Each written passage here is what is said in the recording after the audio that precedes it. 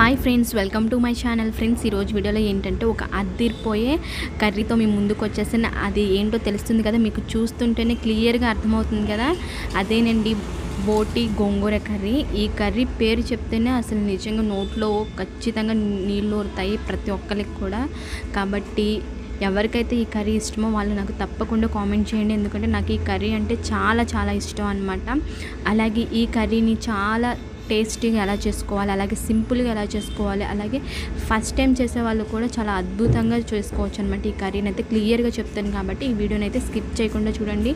అలాగే ఈ వీడియోని లైక్ చేయడం, కామెంట్ చేయడం, సబ్స్క్రైబ్ చేసుకోవడం మాత్రం మర్చిపోవద్దు. ఫస్ట్ అయితే ఫ్రెండ్స్, ముందుగా అయితే బోటీని అయితే మేము తెచ్చుకున్నాము షాప్ నుంచి.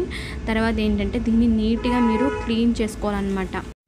పైన పొట్టుని ఈ విధంగా తీసేయాలన్నమాట. ఏంటంటే బోటీని మనం చేయడానికి కొంచెం టైం పట్టిద్ది, కానీ కొంచెం టైం అనేది పట్టిద్ది, కానీ అసలు తినడానికి మాత్రం టేస్ట్ అయితే సూపర్ ఉంటుంది. కాకపోతే కొంచెం టైం అయితే కనుక పట్టిద్ది. మొత్తాన్ని కూడా బోటీని తెచ్చుకున్న తర్వాత నీట్గా క్లీన్ చేసుకోవాలన్నమాట. ఇది చాలా ఇంపార్టెంట్ అనమాట.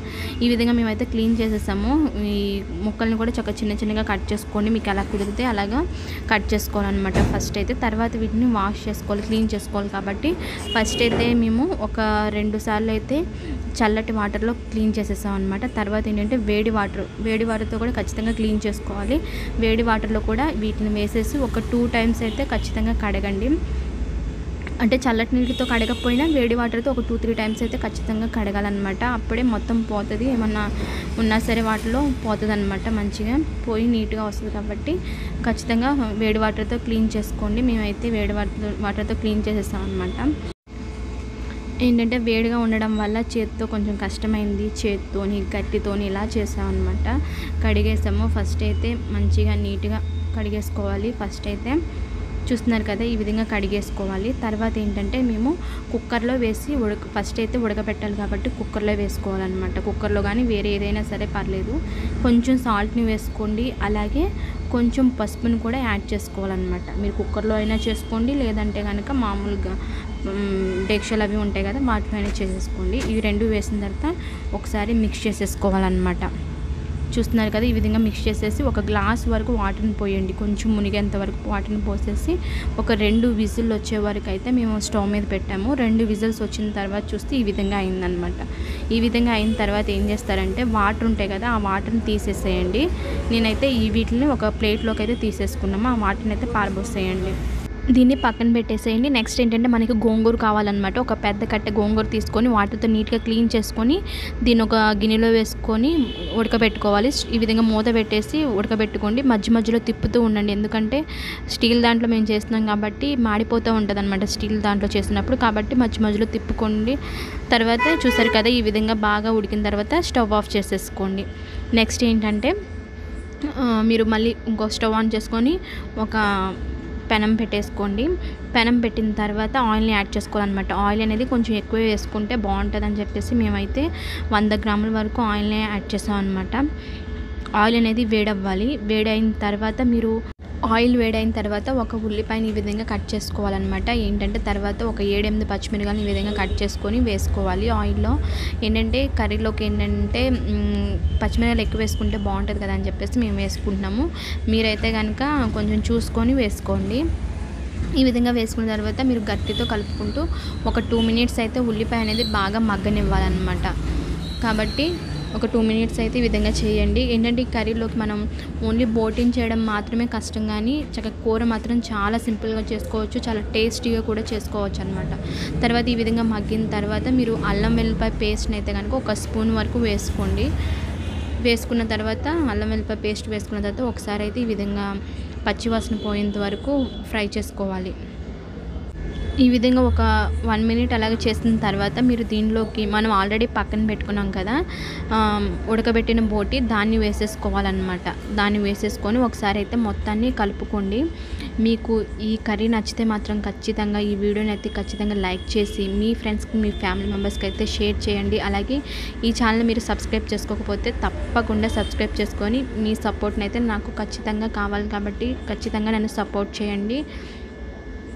ఈ విధంగా కలుపుకున్న తర్వాత ఒక 5 మినిట్స్ అయితే మూత పెట్టేసి అలా ఉంచేయండి. 5 మినిట్స్ తర్వాత చూస్తే కర్రీ అనేది కొంచెం ఇది ఇంకా ఉడికిద్ది అనమాట. తర్వాత ఏంటంటే మీరు దీంట్లోకి మనకి సాల్ట్ అనేది కొంచెం వేసుకోండి. ఆల్రెడీ ఉడకబెట్టేటప్పుడు వేసాం కాబట్టి కొంచెం సాల్ట్ని వేసుకోండి, చూసుకొని. కావాలంటే తర్వాతనే వేసుకోవచ్చు. అలాగే కారం కూడా నేను ఒక 2 స్పూన్ల వరకు వేసాను అనమాట. కారం కూడా ఎక్కువ ఉంటే బాగుంటుందని చెప్పేసి. తర్వాత కారంని వేసిన తర్వాత ఒకసారి అయితే మొత్తాన్ని కలిపేసుకోవాలన్నమాట. చూస్తున్నారు కదా, ఈ విధంగా కలుపుకోండి. తర్వాత ఏంటంటే ఒక గ్లాస్ వరకు వాటర్ని యాడ్ చేసుకోవాలన్నమాట. వాటర్ని పోసుకొని మళ్ళీ ఒకసారి మొత్తాన్ని కలుపుకోవాలి. ఈ విధంగా మొత్తాన్ని కూడా కలిసేలాగా బాగా కలిపేసుకోండి. ఈ విధంగా కలిపిన తర్వాత ఏం చేస్తారంటే మళ్ళీ ఒక 5 నిమిషాలు అయితే మూత పెట్టేసి అలా ఉంచేయండి. 5 నిమిషాల తర్వాత చూస్తే ఇంకా మొత్తం కూడా బాగా ఉడికిపోద్ది అనమాట. ఉడికిన తర్వాత గోంగూర ఉంది కదా, ఉడకబెట్టుకుని పక్కన పెట్టుకున్నాం, ఆ గోంగూరను కూడా వేసేసుకోవాలన్నమాట. గోంగూరని వేసుకొని ఒకసారి అయితే మొత్తాన్ని కలుపుకోండి. అసలు నిజంగా వాసన మాత్రం సూపర్ అండి. నిజంగా నాకైతే చాలా బాగా నచ్చింది. చాలా గుమగుమలాడిపోతుంది అనమాట కర్రీ అనేది. అసలు నిజంగా మీరు కూడా తప్పకుండా ట్రై చేయండి. ప్రతి ఒక్కరికి, నాకు తెలిసి అందరికీ ఇష్టం అవుద్ది బోటి గోంగూర అనేది. నాకైతే చాలా చాలా చాలా ఇష్టం అనమాట. ఈ విధంగా గోంగూరను వేసుకున్న తర్వాత మీరు సాల్ట్ చూసుకొని, సాల్ట్ సరిపోకపోతే సాల్ట్, కారం సరిపోకపోతే కారం కూడా ఇప్పుడు వేసేసుకోవచ్చు.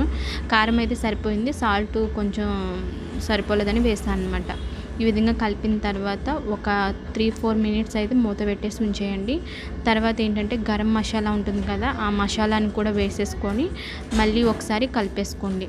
కలిపిన తర్వాత ఒక 2 మినిట్స్ అయితే మళ్ళీ మూత పెట్టేసి ఒక 2 మినిట్స్ అలా ఉంచేయండి. 2 మినిట్స్ తర్వాత తీసి చూస్తే ఈ విధంగా అవుతుంది అనమాట. ఇప్పటికే చక్కగా స్మెల్ అనేది చాలా టేస్టీగా, అంటే చాలా గుమగుమలాడుతూ స్మెల్ అనేది సూపర్ ఉంటుంది అనమాట. తర్వాత ఏంటంటే క్లీన్ చేసుకున్న కొత్తిమీరని కూడా వేసేసుకోవాలన్నమాట. కొత్తిమీరని వేసిన తర్వాత 1 నిమిషం ఉంచాలి, స్టవ్ అనేది ఆన్లో ఉంచాలి. ఈ విధంగా కొత్తిమీరని వేసేసి ఒకసారి అయితే మొత్తాన్ని కలిపేసుకోండి. ఈ విధంగా కలిపేసుకున్న తర్వాత మీరు ఏం చేస్తారంటే మూత పెట్టేసి 1 నిమిషం పాటు అలా ఉంచేయండి. చూస్తున్నారు కదా, ఎంత టేస్టీగా ఉండే కర్రీ అనేది రెడీ అయిపోయింది. చక్కగా ఉందన్నమాట. ఇప్పుడైతే ఈ కర్రీని నేను టేస్ట్ కూడా చేసి మీకు చూపిస్తానన్నమాట, చెప్తాను. చూస్తుంటేనే అసలు నిజంగా నోట్లో నీళ్ళు ఊరిపోతుంది. నాకైతే ఎప్పుడెప్పుడు తినాలి అలా అనిపిస్తుంది అనమాట.